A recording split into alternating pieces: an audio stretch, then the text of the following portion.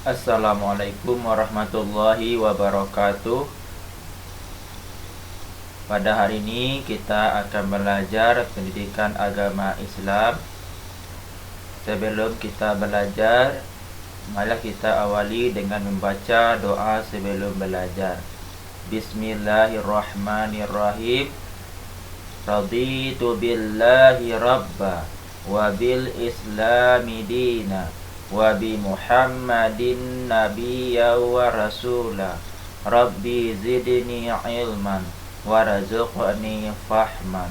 Rabbi shrah li sadri wa yassir li amri wahlul 'uqdatan min lisani yafqahu qawli. Amin. Semoga dengan kita membaca doa tadi dimudahkan oleh Allah untuk mendapatkan ilmu pengetahuan. Selanjutnya mari kita baca surat Al-Fatihah dan ayat kursi, dan dilanjutkan dengan membaca surat Ad-Duha. Silakan anda baca sampai selesai. Baiklah, pada hari ini kita akan melanjutkan materi kita, yaitu tentang zakat. Yang mana pada hari ini submateri kita yaitu orang yang berhak menerima zakat. Pada minggu yang lalu kita telah belajar pengertian zakat, macam-macam zakat, berapa banyak yang dikeluarkan untuk zakat tersebut. Apa saja jenisnya telah kita bahas pada minggu yang lalu. Pada hari ini kita akan bahas itu orang yang berhak menerima zakat. Orang yang berhak menerima zakat disebut dengan mustahik. Siapa saja yang termasuk mustahik ini telah dijelaskan oleh Allah, yaitu surat At-Taubah ayat 60, yang mana bunyinya yaitu A'udzubillahi minasyaitonirrajim. Bismillahirrahmanirrahim. Innamas sadaqatu lil fuqara'i wal masakini wal amilina 'alaiha wal mu'allafati qulubuhum wa fir riqabi wal gharimina wa fi sabilillahi wa banis sabil faridatan minallah wallahu alimun hakim. Surat At-Taubah ayat 60. Artinya, sesungguhnya zakat itu hanyalah untuk orang-orang fakir, orang miskin, amil zakat yang dilunakkan hatinya atau mu'alaf, untuk memerdekakan hamba sahaya, untuk membebaskan orang yang berhutang, untuk jalan Allah, dan untuk orang yang sedang dalam perjalanan. Sebagai kewajiban dari Allah. Allah Maha mengetahui, Maha bijaksana. Nah, kita bahas satu persatu apa saja orang yang berhak menerima zakat sajud. Yaitu yang pertama, fakir. Fakir adalah orang yang tidak memiliki pekerjaan tetap, penghasilannya tidak cukup untuk memenuhi kebutuhan hidupnya sehari-hari. Jadi itu yang disebut dengan fakir.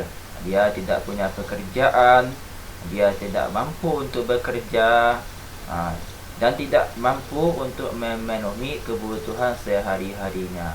Maka dia berhak untuk menerima zakat. Itulah yang termasuk orang yang menerima zakat. Yang pertama itu fakir. Dia sangat lemah, dia tidak mampu untuk bekerja, sedangkan tanggungannya banyak.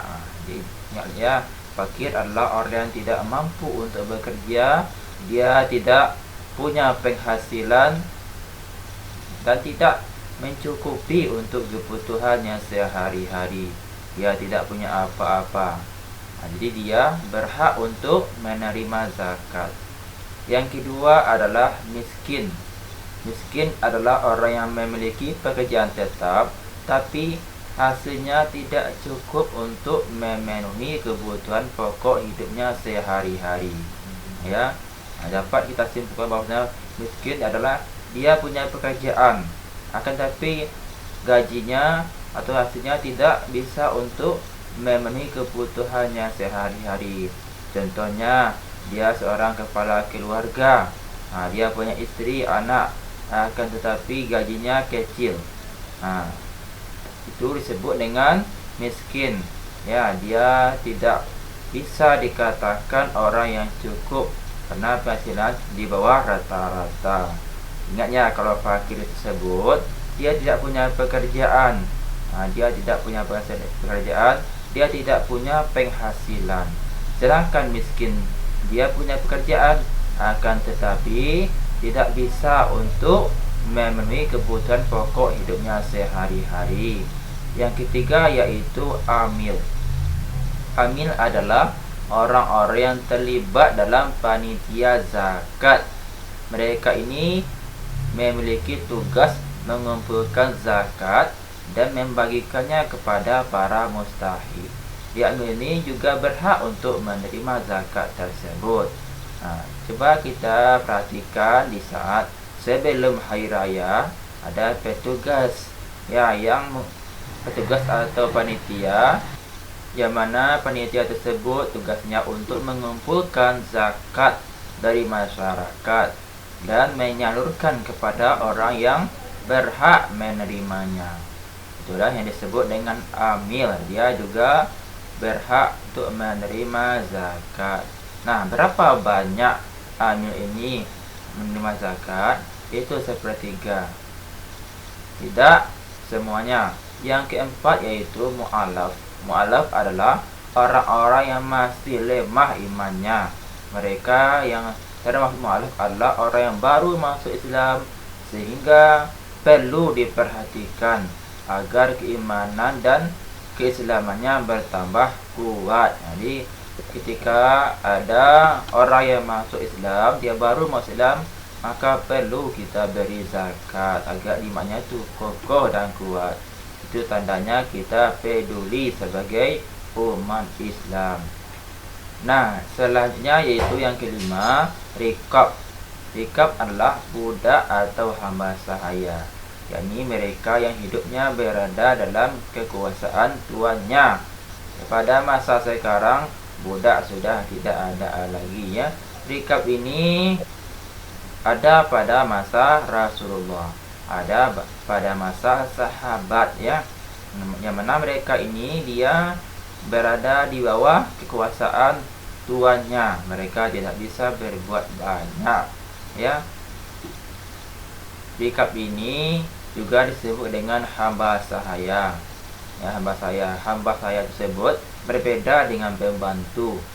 Pada masa dulu, pada zaman Rasulullah, memang ada hamba sahaya ini. Dan ketika mereka ingin merdeka, maka juga berhak menerima zakat. Yang keenam yaitu gharim. Gharim adalah orang yang memiliki banyak utang untuk mencukupi kebutuhan hidupnya dirinya sendiri dan keluarganya. Akan tetapi orang yang banyak berutang tapi tidak, bukan untuk kemaksiatan. Dia apa syaratnya? Itu dia berutang bukan untuk kemaksiatan.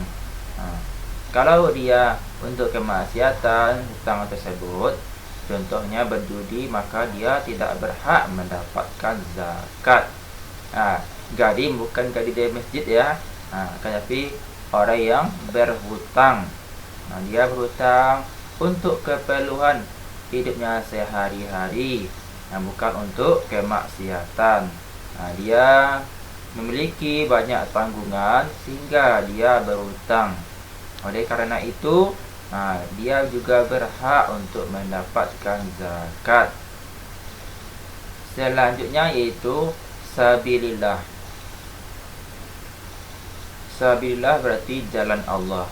Yang termasuk tidak adalah orang-orang yang berjuang untuk kepentingan agama Islam. Jadi dia berjuang, contohnya dia pergi ke negeri orang untuk belajar ilmu agama. Itu termasuk sabilillah. Dia menuntut ilmu, dia berjihad, itu termasuk sabilillah. Karena itu dia juga berhak untuk menerima zakat. demi keperluan atau kebutuhan sehari-harinya. Yang ke-8 yaitu Ibnu Sabil. Secara bahasa Ibnu Sabil berarti anak jalan. Maksudnya para musafir yang sedang melakukan perjalanan untuk kebaikan. Jika kehabisan bekal, mereka berhak mendapatkan zakat.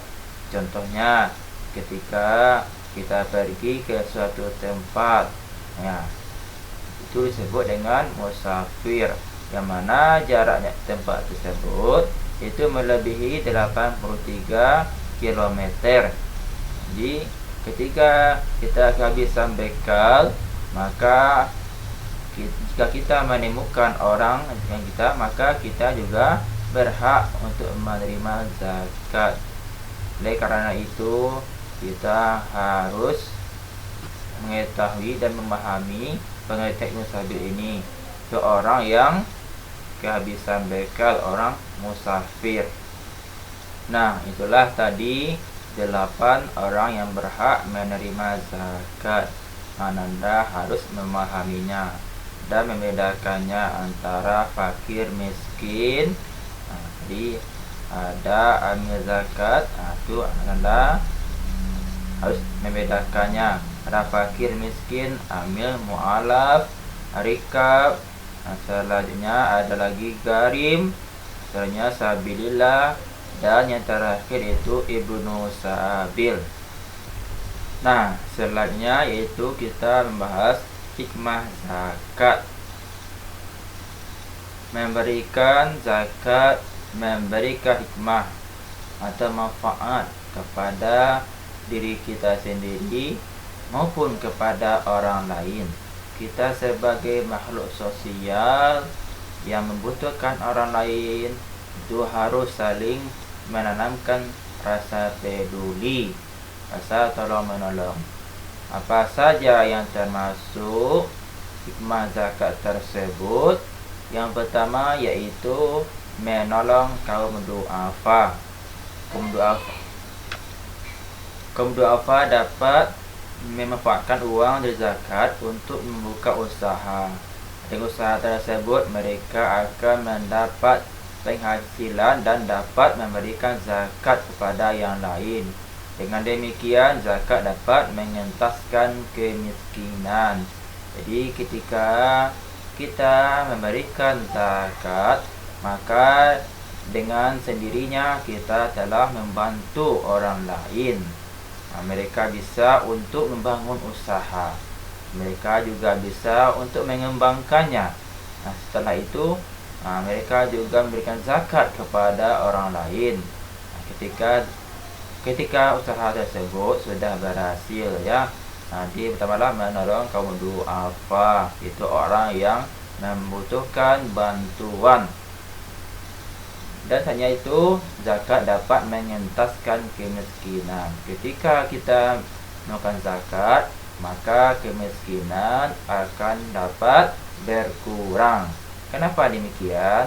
Karena ketika kita saling peduli terhadap sesama, maka itu artinya kita adalah makhluk yang saling tolong menolong.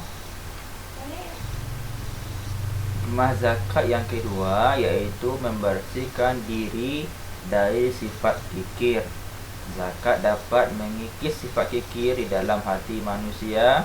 Allah sudah menjanjikan bahwa harta yang dizakatkan tidak akan berkurang, tetapi akan bertambah, ya. Ketika kita mengeluarkan zakat, berarti kita telah terhindar dari sifat kikir.